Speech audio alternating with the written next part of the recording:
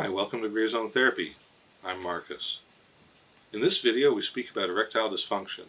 Now I don't have any snappy jokes about it because if I made jokes about sex, then some people might view that as really bad, or it might be invalidating. So we're just going to dive in.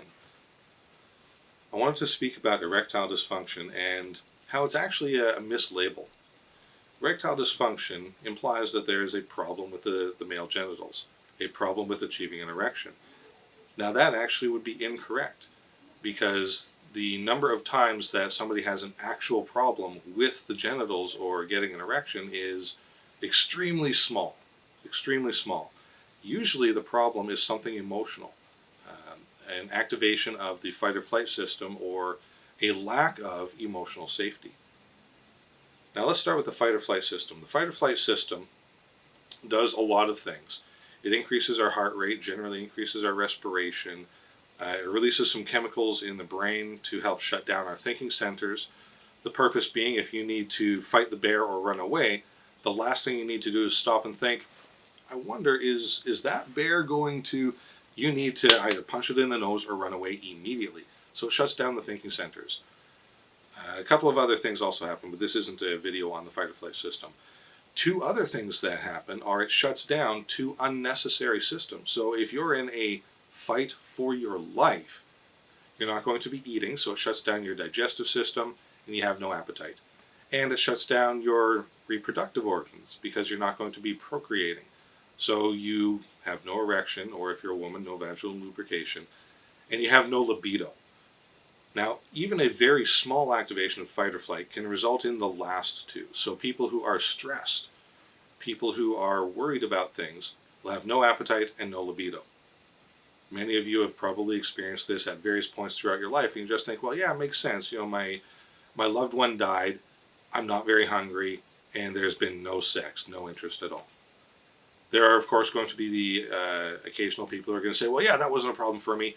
An exception does not disprove the rule. Let's stay on track.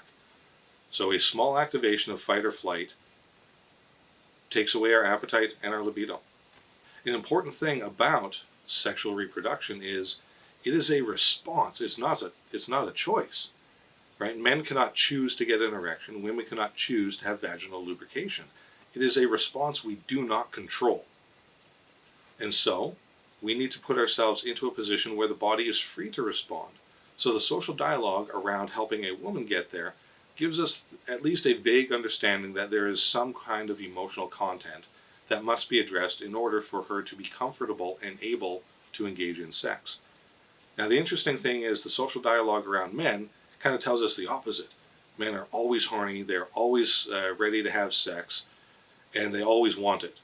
Well, the thing is, men are human beings just like women.